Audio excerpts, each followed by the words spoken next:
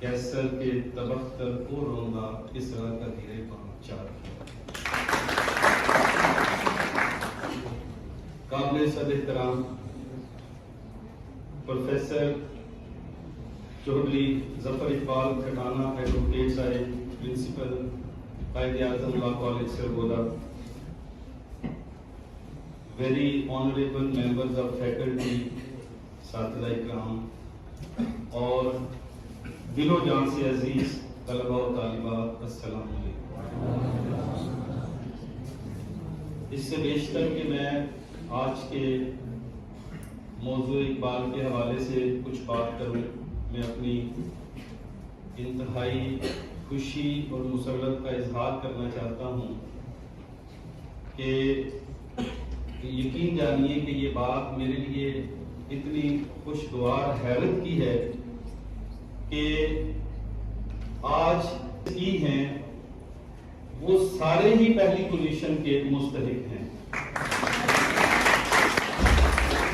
اب یہ تو ججز کا ایک چیلنج ہے کہ وہ کس طرح سے ان کی پوزیشنز نکالتے ہیں۔ مجھے اس بات کی دلی خوشی ہے اور میں نہیں سمجھتا کہ حضرت اقبال کے بحر خیالات جس کے کہ بے شمار گوشے ہیں، لامحدود گوشے ہیں، ان کے تمام اہم موضوعات کو آج بچوں نے اپنی سپیچز میں ایڈریس کیا ہے، اور میرے لیے بھی یہ بات بڑی مشکل ہو رہی تھی کہ میں کس طرح سے کس موضوع پہ بات کروں، کیونکہ تمام گوشوں پہ تو بات ہو چکی ہے۔ بہرحال یہ آپ کے آنریبل پرنسپل چودھری ظفر اقبال کھٹانہ صاحب مبارکباد کے مستحق ہیں، اور میں آپ کی خدمات کو، آپ کی اس کاوش کو دل و جان سے سراہتا ہوں کہ یہ کام صرف یونیورسٹی کا ہے، اور یہ امتیاز، یہ خاصہ صرف اور صرف قائد اعظم لا کالج کا ہے، کیونکہ ہم سارے ہی اداروں کو جانتے ہیں، اور اسی سرگودا کے اندر میں گزشتہ کوئی 18 سال سے ایز پرنسپل کام کر رہا ہوں۔ ہمارا چونکہ لا سے ذرا فیلڈ ڈفرینٹ ہے، یہاں پہ کئی ایسے اسٹوڈنٹس ہیں جو کہ ڈائریکٹ میرے اسٹوڈنٹ بھی رہے ہیں، تو مجھے بڑی خوشی ہو رہی تھی کہ ماشاءاللہ انہوں نے ایک بہت اچھے ادارے کا انتخاب کیا ہے لا ایجوکیشن کے لیے۔ اللہ تعالیٰ ان سب بچوں کو کامیابیاں اور کامرانیاں عطا کرے۔ تو چودھری ظفر اقبال کھٹانہ صاحب، ان کی پوری ٹیم اور وہ سارے ہی بچے پلس آپ کی جو ڈیبیٹنگ سوسائٹی ہے، آپ سب لوگ مبارکباد کے مستحق ہیں، اور آپ کی کوشش اور کاوش قابل ستائش ہے۔ اور یقین جانیے میں یہاں بیٹھ کے یہ سوچ رہا تھا کہ اتنی فکر انگیز تقاریر محض یہاں پہ اتنے سے لوگ سن رہے ہیں، اور اس وقت پورے معاشرے کو حضرت علامہ رحمہ اللہ کے خیالات، ان کی بصیرت، ان کی سوچ اور ان کی فکر کی روشنی ہر جگہ پھیلانے کی ضرورت ہے۔ اگر اور آڈینس ہوتی تو تمام لوگ اس سے فائدہ اٹھا سکتے تھے۔ تو یہ بڑی بہت میں سمجھتا ہوں کہ ایک بہت بڑی کاوش ہے، میں اس کو دل و جان سے سراہتا ہوں، اور مجھے بہت اچھا لگا ہے یہاں پہ آ کے۔ میں پہلے بھی فنکشنز میں آتا رہتا ہوں، اور ایک دفعہ پہلے بھی میں نے یہاں پہ اقبال ڈے کے حوالے سے ہی اس طرح کی تقریب کو اٹینڈ کیا ہے، تو مجھے آج اس سے بھی زیادہ اچھا لگا ہے، کیونکہ آج بچوں کی بہت اچھی تیاری ہے۔ اب ہم مختصر سی میں بات کرتا ہوں حضرت اقبال کے حوالے سے۔ یہاں آخری جو کنٹیسٹنٹ تھے ہمارے، انہوں نے ان کی بات کو تھوڑا سا میں آگے لے کے چلتا ہوں کہ جب مغرب علم و فن کی دنیا میں کام کر رہا تھا تو اس وقت ہم صرف اپنے مناظرے اور اپنی آپس میں ایک دوسرے کے ساتھ لڑائیوں میں لگے ہوئے تھے۔ اگر آپ تھوڑا سا مسلمانوں کی زبوں حالی اور یہ آج جو پستی اور زوال کی صورتحال آپ کو نظر آتی ہے، اس پہ اقبال نے بہت بات کی ہے۔ اس میں کوئی شک نہیں ہے کہ جب اہل مغرب تعلیم پہ کام کر رہے تھے، ٹیکنالوجی پہ کام کر رہے تھے، طب پہ کام کر رہے تھے، اس وقت مسلمان صرف مناظرے کر رہے تھے۔ اسلامی دنیا کا دارالخلافہ بغداد،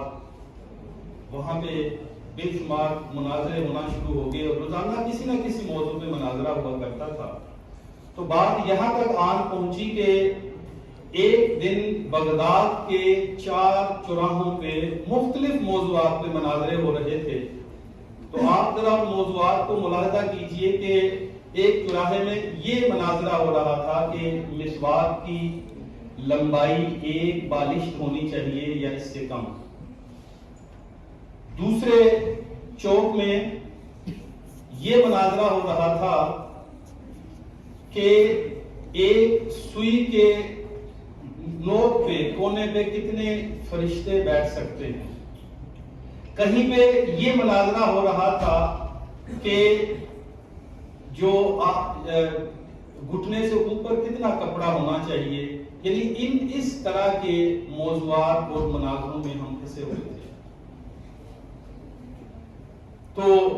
ہلاکو خان اپنی تاتاری فوج کے ساتھ بغداد پہ حملہ آور ہوتا ہے اور سب کچھ تباہ و برباد کر دیتا ہے۔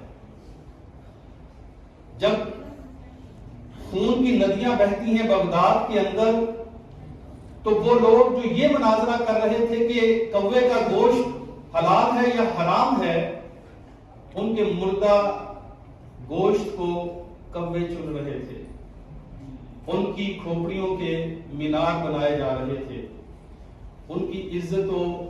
رفتیں برباد پامال کی جا رہی تھیں۔ اور بات یہاں تک نہیں رہتی، جس وقت یہاں پہ مغل بادشاہ ہندوستان کے اندر تاج محل بنا رہے تھے، اہل مغرب وہاں پہ کینسر کے اوپر ریسرچ سینٹرز بنا رہے تھے، وہاں پہ ماڈرن تعلیم کے یونیورسٹیاں تعمیر ہو رہی تھیں، وہاں پہ علم و فن پہ کام ہو رہا تھا، اور ہم جو ہے وہ ان جھگڑوں میں پھنسے ہوئے تھے۔ حضرت اقبال اس پہ پریشان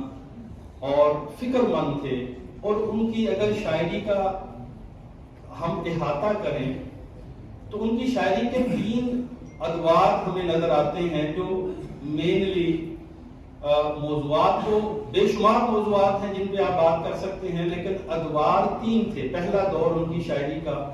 وہ جوانی اور لڑکپن کا تھا، دوسرا دور جو ہے وہ ان کا میچور شاعری کا تھا، انقلابی شاعری کا تھا، اور تیسرا دور جو ہے